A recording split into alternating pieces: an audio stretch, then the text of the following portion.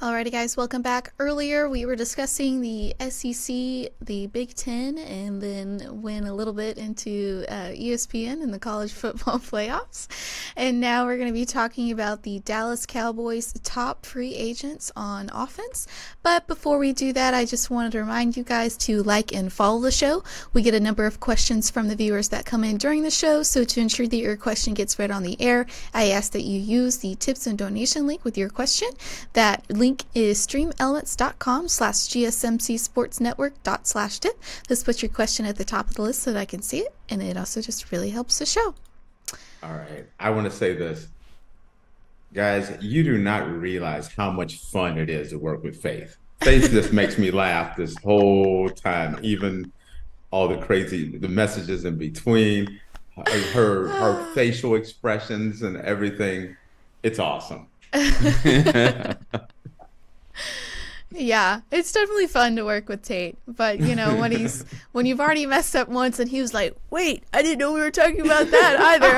I was like, oh my gosh, I'm 2 for 2. That look was like, what? No. You totally had that, like, I swear this is what she sent me. Okay. All right. So the Dallas Cowboys top free agents on the offense. So it's difficult to call Coach McCarthy's first season as a play caller for the Dallas Cowboys in 2023 anything but a success. The Cowboys led the NFL in points per game, 29.9, and finished 5th in yards, 371.6. Dak Prescott led the NFL in touchdown passes. CeeDee Lamb set team records in catches and receiving yards. He and Prescott were finalists of Offensive Player of the Year. Second-year tight end Jake Ferguson had a breakout season, 71 catches, 761 yards, and 5 touchdowns. After a slow start, veteran wide receiver Brandon Cooks finished with 8 touchdown catches. Tony Pollard finished with 1,500 yards rushing.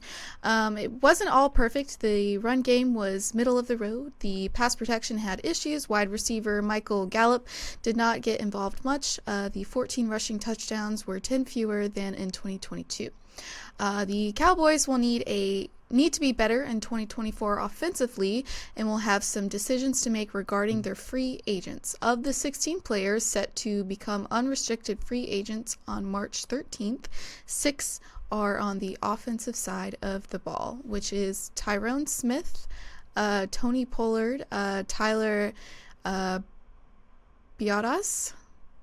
I can't give you that one. Tyron Smith, I got you, but the next one, I'm like, okay, go ahead. Rico Dwaldy. Rico, okay, I know who Rico is, okay. Yeah. Sean McKeon and they got a lot of players they got to sign, okay? And, yeah, a lot of 6 out of the 12. All right. Here's the problem with the Cowboys. I think the Dallas Cowboys offense was spectacular last year. And you look at the numbers and you look at the stats and everything, and they were nothing short of amazing. Tyron Smith, I think you have to sign him. But the Dallas Cowboys have some really tough decisions. They're in trouble. And the reason why they're in trouble, it isn't because of all the players that are free agents. It's because of Dak Prescott. Dak has been a model citizen for the Dallas Cowboys. He's had great regular seasons. You know, he gets beat up because of the lack of performance in the playoffs. This was maybe one of his worst playoff appearances. But he was a MVP candidate for this year. There's a lot of players that Dallas needs to sign. The big problem is everything that I am seeing, the Cowboys' top person they have to make a contract with is Dak Prescott, because next year Dak becomes a free agent. So in essence, pretty much Dak is the number one free agent to sign this offseason. The problem is Dak, from everything I'm hearing and from his actions from the last contract, Dak wants to reset the market. Everything I'm seeing, Dak wants $60 million a year to play, which means a lot of the guys that you're talking about on the Dallas Cowboys cannot be signed. Even with the salary cap going up, there's going to be a lot of players that are going to lose, that they're going to lose. This is that crossword moment for Dak Prescott and the Dallas Cowboys. If you're a Cowboys fan, and guess what? I am a Cowboy fan.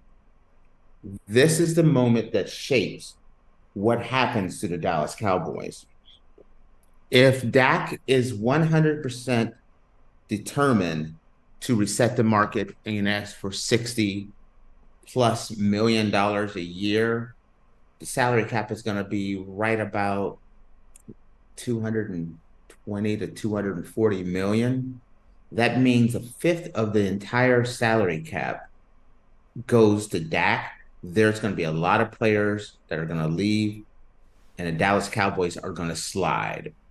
The Redskins, Commanders, the Washington Commanders, not the bad name, but the Commanders are going to be. I think a lot of people are going to be surprised how well the Commanders turn things around. Philadelphia is still Philadelphia. Yes, they kind of stumbled into the playoffs, but they were strong most of the year, and I foresee them fixing a lot of their issues. And it all comes down to what the Dallas Cowboys do about Dak Prescott. Now, before we go into more about Dak Prescott, one of the things, if they could keep that team together, the one area that they need to address is the running game. Yes, Tony Pollard rushed for 1,000 yards, but it really wasn't. That offense was maybe the best in the NFL, but the running game was not great. I think either Dallas needs to go out and draft a running back, or a lot of people talk about bringing in Derrick Henry. I wouldn't bring in Derrick Henry strictly because the Dallas Cowboys already have cap issues. You do not want to come in and bring in a 14 to $15 million running back that is actually older. He is a stud. He is an outright stud, but not for 14 to 15 million. Now, I just, when you talk about this, Faith, and you're talking about a running back that's expensive at 14 to 15 million, but the market rate for Dak Prescott is going to be 60 million. Quarterbacks it's crazy what quarterbacks are demanding nowadays, and they're going to get it. Whether the Cowboys pay Dak or someone else pays Dak, Dak is going to get the 60+ million. Make no mistake about it. I think it's time that the Dallas Cowboys make a long, hard look at Dak and say, when you look at the history of what's been going on, the Cowboys have been first round bumped out of playoffs, first round bumped out of playoffs, second round bumped out of playoffs, missed the playoffs here and there. What they're doing hasn't worked. Is it time for them to start thinking about pulling the plug and maybe resetting? And the best way to reset is not to spend $60 million on a very good quarterback. Patrick Mahomes is a great quarterback. There's a difference. That's a quarterback that is, you pay the 60. He's got a $500 million contract and he's worth every penny of it. But when you look at the fact that Dak is going to be making $60 million a year, if you split that over a 10-year period, that's a $600 million quarterback. He's paid like a Hall of Famer. But is the Cowboys really playing like a Hall of Fame team? I say the answer is no. The Cowboys have a lot of weapons. You have to, I think the smart move is to keep those weapons and maybe not pay a Dak Prescott. He's at 50 million on his contract there. He has a non-franchise tag. So at the end of this year, you can't franchise tag him. You cannot trade him. So the Dallas Cowboys are stuck with Dak at this contract. Either they can renegotiate the contract, but that kicks more money, dead money on the salary cap for years to come, or you do a brand new contract. The Cowboys are kind of held hostage with Dak. I think if it was me, and I'm talking as a fan, not a general manager, not a an owner, Jerry Jones, who's in his 70s, who's looking at his mortality and saying, I want one more Super Bowl. Do you say, hey, we don't pay Dak, and it kind of resets their franchise and maybe they don't win for a little while? Or do they keep going all in with Dak? And they're saying they're all in this year, but in order to be all in this year, you have to re-sign Dak. How this goes to what the conversation is, if you don't re-sign Dak, the cap hit that's for this year, I think it's going to be like 60, $70 million. It's going to be a cap hit for Dak. If the Cowboys sign Dak, they can spread that out over the next 3 or 4 years, which then some of these players they can kind of re-sign. Jerry Jones has been very big on keeping a lot of the players, keeping players that he drafted in-house, keeping them with the Cowboys. And that's what the Cowboys model has always been. So the Cowboys are in a bit of a pickle. They're going to have to sign Dak to keep the players. They're going to have to re-sign Dak to more money than he's worth, which means then I'm going to say it, then he's worth. I like Dak a lot, but not 60 million. They're going to have to sign Dak to the 60 million, 62, $63 million package just so that they can spread it out over a number of years so that they can sign the Tyron Smith, the Tony Pollards of the world. CeeDee Lamb is coming up. CeeDee Lamb's gonna break the bank too. You can't have everyone on the Dallas Cowboys break the bank. CeeDee Lamb, the Cowboys have to sign CeeDee Lamb. They're gonna have to sign Dak. The Cowboys are in a big bind when it comes to being able to sign their players in the salary cap. Does that make sense? Yeah. You have, you only the salary cap is a hard cap. So you only have so much money that you're allowed to spend on players. And all these guys are gonna want top dollar. It's gonna be Dallas is gonna have if they don't sign Dak, they're in big trouble. But if they sign Dak, I feel like they're in big trouble.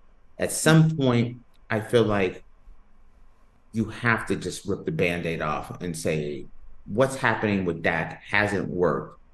I would love to see them. And this is a guy who is a Dallas Cowboy, Dak Prescott fan. I would love to see them have Dak play out his contract this year and part ways with him, strictly on how much. The reason why the San Francisco 49ers are so tough because they have so many players under contract. They have so many players that they've been able to sign. They've been able to add a Christian McCaffrey here. Sign Deebo Samuelson. They've been able to sign so many people because they have a quarterback. Do you remember what I said Dak Prescott's commanding? $60 million a year. Brock Purdy, I think he got paid $900,000 Yeah, he's not last even year. in a million yet. Right. Now, the same amount of money must be spent by all the teams, but you have one person that's getting $900,000.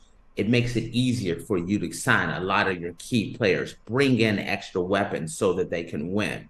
And then you have the Dallas Cowboys, who I think Dak Prescott made $53 million this year. He's going to make about $53 to $55 million This 53 last year, and I think it's like 50, about right around 55 million this season coming up, with a possible signing of 60 million plus for the foreseeable future. Do you see how that kind of handcuffs a team? Hmm. Because it's gonna be hard. I don't know how the Dallas Cowboys maintain. Jerry Jones is right. It is an all-in year because I think part of the reason why Jerry Jones said it is an all-in year is because I think secretly they are not going, they're going to see what happens with Dak. If they win the Super Bowl, Dak's going to get like 70 million a year. If they don't, I could easily see the Cowboys just saying, you know what we're doing is not working. We need to reset the franchise. I think the Dallas Cowboys should reset the franchise, sign their young players, sign a lot of their up and coming players, and maybe start looking for a cheaper alternative at quarterback, because Dak Prescott is a very good quarterback, but he's not a great. He When they create the Hall of Very Good instead of the Hall of Fame, Dak Prescott's at the front of that list. The Hall of Very Good is Dak Prescott is king of that, but Hall of Famer he is not. But Dak Prescott is going to make more money. When you look at the highest paid players in the history of the NFL, Dak Prescott's going to be at the front of that line, and with very little to be shown for it. And I am, like I said, I am saying this as someone who likes this Dak Prescott, who would love to see him with the Cowboys, but he's not doing what Patrick Mahomes or Tom Brady is doing, and putting winning first. Tom Brady is famous for taking less so that more weapons can be around him. Dak could move away from that Hall of Very Good and get into Hall of Fame category by just saying, hey, I don't need 60, 65 million. Give me 50 million. 50 million. That is a massive number. Give me 50 million, but make sure you sign my weapons around me. I'm not saying Dak needs to take a massive cut, go down to 10 million or 20 million. I'm saying if Dak just came in and just said, hey, I just want to be a top 10 paid quarterback, pay me 50 million a year, but sign the rest of my guys, Dallas is in contention for a Super Bowl. They could go out, they could get them the one thing they were missing on offense, which was a big bruising back. They could get out and get a Derrick Henry if they want to. They could go out and draft a running back or bring in a Saquon Barkley, sign their other guys, renegotiate the contract, but only if this whole thing hinges on how much money does Dak Prescott want. And if Dak Prescott comes in, if I'm Jerry Jones and I sit down with Dak and I'm like, Dak, you're a future. We want to lock you in long term. And he says, if anything comes out with an S sound, he could be like, I like salamanders. I'm letting him go. I'm moving on from him. I am not giving him $60 million a year. I'll give him 50. I will happily give him 50. Make some of the players around, sign some of the players around him so that they can move forward and contend for a Super Bowl. But you can't have a decent quarterback. Dak is a decent quarterback. People say Dak's a scrub. No, he's not. He is an MVP contending quarterback, but he's asking for Hall of Fame money. You cannot pay him Hall of Fame money for Hall of Very Good. So you're essentially saying you don't think Dak Prescott is worth 60 million at this moment. I don't think there are maybe three or four quarterbacks that are worth 60 million a year. Patrick Mahomes, I will give him anything he wants. My firstborn, my step cousin, and everything in between. Yeah. He can get what he can ask for, whatever he wants. If you give him weapons, he wins. You take weapons away from him, he wins. You know, you can break his ankle, he still wins. Mm-hmm. Injured, it doesn't matter. You give Patrick Mahomes anything he wants. And guess what? That $500 million contract, when you look at it, has become a very team-friendly contract. I would pay Joe Burrow. Joe Burrow of the Cincinnati Bengals, yes, I would. I would. Crazy enough, last year, no one wanted to pay Lamar Jackson. I would pay Lamar Jackson. But I am not. That's where kind of the line ends. I'm not paying 50 million for Dak. I'm not paying 60 million for Dak. I'm not paying 60 million for Kirk Cousins. I'm not paying 60 million. I'm not even paying 60 million for Josh Allen. And he's a very, very good quarterback. Josh Allen has Hall of Fame caliber skills. He may not have won, but he has Hall of Fame caliber skills. I got Dak behind him on that one, but I'm still not paying 60 million. When you look at the percentage of salary cap, that is a crippling number for most teams, except for Kansas City. Kansas City, you can lose a Tyreek Hill, bring in lesser receivers, and they still win. Travis Kelce can get older, not as productive, they still win. You can bring in a brand new offensive line, what they did a couple years ago, and they still win. That's the guy. Oh yeah, I'm paying him whatever he wants. I'm paying his baby's mama. I'm paying everyone when it comes to Patrick Mahomes. I'm just saying. But I'm the 60 million cripples a team. So that's my take as a Cowboy fan. Yeah. You didn't think babies, mamas, and everything else would be included in this conversation, No, I did didn't. you? Alrighty, guys. Well, with that, we're going to take a quick break, and when we come back, we're going to dive into some of our oddities of the day.